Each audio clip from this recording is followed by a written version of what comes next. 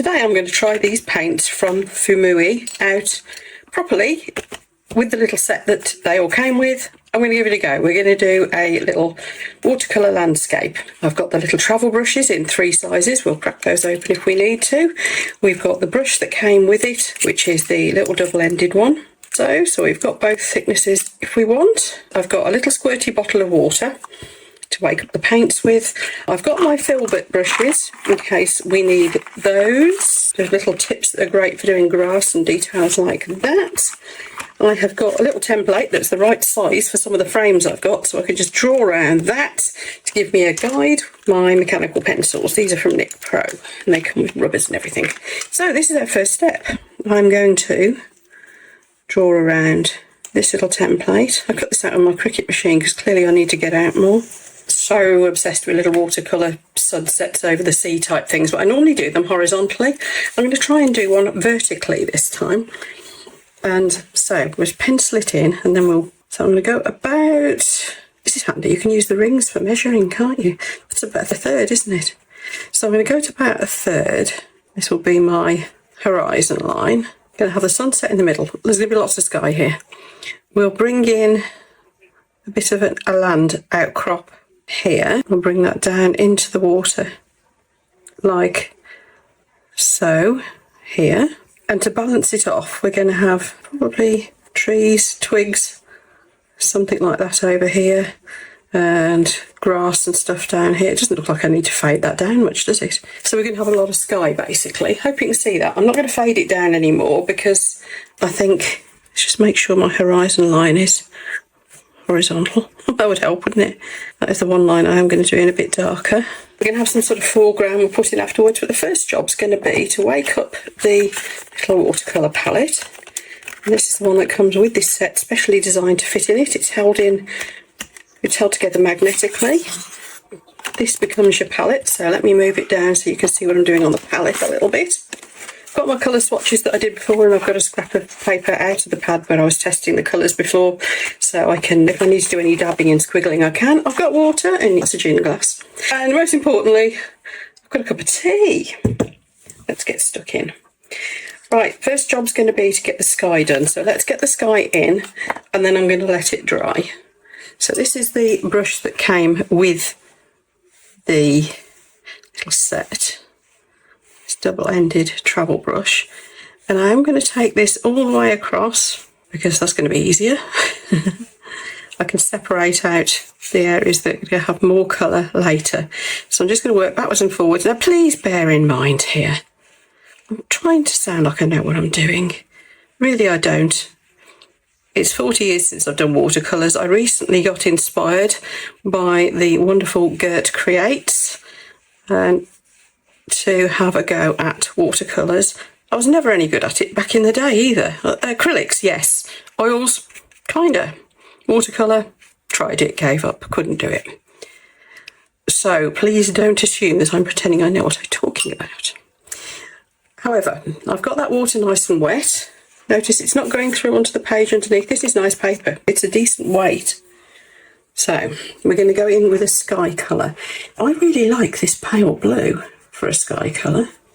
Now I haven't woken the palette up by spraying it, but I'm going to with some of the colours just lightly. There we are. So I've got this pale blue here that I rather like, but I think it's a bit too blue.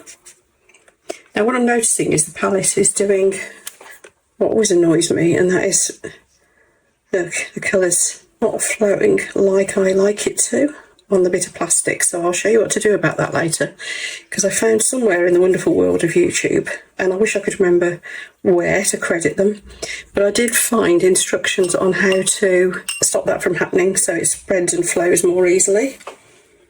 Let's have a little bit of the darker blue. I'm not going to need much colour here, am I? I just want to tone the colours down a little bit more. So we're going to add, I know this is going to sound daft, but a tiny bit of what they call pain grey in this palette, which is more of a brown. But I'm just going to add the tiniest little bit because I just want to bring those blues down a touch. And I think I still want some darker.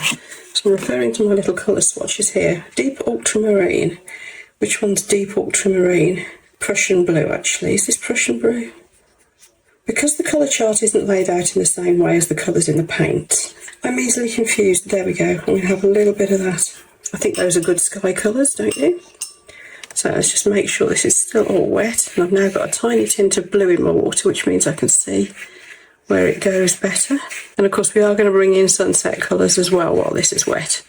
But let's get the blues moving first. So we're just touching in some bits of sky. I'm going to want it darker up towards the top. And where the colour breaks, obviously, we've got clouds. Now where the bushes and things are going to be at the front here, the sky will show through in places. So we are going to bring that down like this. The next thing is to bring in some darker colours. I'm going to go across the top a lot darker actually. Now this is going to fade down to a lot paler, just because that's what watercolours tend to do. If you've got too much blue, by the way, you can get a brush and just lift some away. So that works. But I want to give these clouds a bit of the, whatever colour is going to go at the bottom, the sunset, I want to bring a little bit of that in. To a great extent, we're just letting the paint do what paint does. You can always tone that in a bit more afterwards. Now, let's get our sunset going. So for the sunset, obviously we're going to want some really nice bright colours. For a start, I want the more golden yellow, which is this one. So we're going to want a little bit of that. We're going to want a little bit of the orange. And then I think we're going to want some of the rose red, which is a pinky red. But I'm going to water that down a lot. Let me just bring this down lower, because you'll see what's on my palette then, and you see the colours I'm using as reference a bit more. And we are concentrating on the top anyway at the moment. Do I sound like I know what I'm talking about? Trying to. And I'm just going to try that on a scrap of paper, because I think this is going to be my main sunset colour. I think I'm going to want a little bit more of a bit of pale orange in it. Just bring that up a little bit. And here's our sun. Now this colour is going to reflect through the bottom of the clouds a little bit, isn't it? So we're just going to dot some in. And of course we'll have these colours still on the palette that I've mixed. So we'll be able to bring them back in when we do the water. So I just want to bring that a little bit more up and round, make it look more like it's going around the edge of the clouds. So I'm just going to dot it around it. Looks very bright at the moment, doesn't it? So we're just softening that in a little bit. And then we're going to come back with a little bit of the orange. Just want to touch in just a little bit of that. This is looking too bright at the moment, isn't it? Way too bright. And we want that across the top of the, what's going to be the sea as well. I'm feeling like we need a bit more of the yellow here. In fact, I might go in straight with the bright yellow. The paper's starting to dry a little bit now, so we've got getting a bit more colour intensity. And now this pinky rose red. Again, I want it very diluted and only a little bit. I think I'm going to need a little bit more orange in amongst all this at some point. But what we're going to do is just see how this settles, see how it works on the paper. Going to need a bit more shape to these clouds, I think. Probably going to need a little bit more of the blue in amongst them here too. And we're going to lift some of that away as well. Dried off brush. So a little bit more of the orange, I think, especially down here. There. Now, I'm going to fiddle with that just a little bit. Again, just softening, just working that colour in a little bit more. But I think we've got the makings of a sunset. Just going to bring it down to the edges of the land better. Well, sea, mostly. So, getting some really weird and interesting effects over here, which I'm not objecting to. Water puddling, that sort of thing. I do think I need a bit more of the deep colour in there, so we're going to have to mix up a bit more. Right, I'm going to stop messing in a moment, because I want to see what this all dries down to. Definitely need to bring a bit more blue in here. There we go. Let's see what that looks like when it's dry then, and decide if we need any more depth of colour in there, any more detail.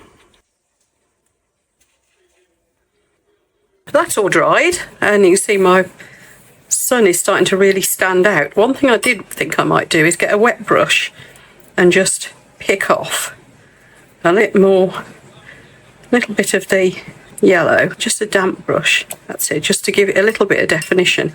Now there are areas where I've got watermarks, but I don't think I mind them.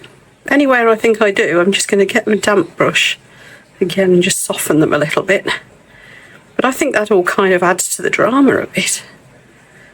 So I'm not going to take them out completely. I quite like them. So we're just, that's it, just reduce it. That little bit. So I think next I want to tackle the water.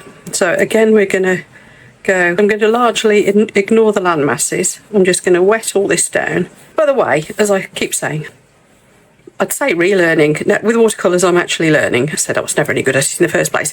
So if you people out there have got any tips for me, then do chuck them in the comments, because I really would appreciate that. Now, we're going to need a kind of watercolour.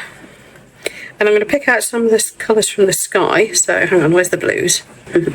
So for this, I'm going to pick out some of the darker blues. Is this a blue? Yeah, that's a blue. My swatch card I'm finding quite hard to use because, oh, that's nice, because it's not laid out in the same way as my little tray here. I might make me a new one. That's nice. That's a very dark greeny blue. Is that indigo? I think that's maybe indigo. So we've got that. Let's have a bit more water in there. That's indigo. And then I'm going to take, again, a little bit of that Payne grey. Now normally I'd be using, if I was using my Winsor & Newtons, I'd be using actual Payne's grey, which is a bluish grey, but we don't have that one here. We have this strange brownish grey. And I'm going to try use a little bit of the black as well to bring the colour down. Just want to take some of that blueness out of it without destroying it. There. I think I'm happy with that. And we're going to go straight across. And you can see what's going on there. It is going into the water nicely. I'm going to take it darker to the top, but we want that shimmer, the sun coming down into it here. And I think I could do with lightening this out a little bit. So I'm bringing the dark in from the sides. So a little bit more. And don't forget, we're going to have the land mass here, and we're going to have a foreground over here. But through the foreground, we are going to see the background. Now what I want to do here is take some of this off. So I've tried my brush, and we're going to pull some of that out. I also want to try to create more of a definite line for the horizon. Not so much here, because this is where our landmass is going to go. So I'm just going to rough that back in. There we go. So we're bringing that sun reflection down into the water a little bit. At the moment, just by taking some of the colour off. So we end up with white and just a teensy bit of the yellow coming through. Just softening this all off here. It's going to give a hint that there might be a bit more land out there, isn't it? Maybe there is. I'll leave that to the imagination. So still just cleaning up here. Really should have gone in lighter with the paint here, but we can lift. There we go. So just lifting a bit out there. And then where that's a little bit dry there now, I am going to put in some of my orange.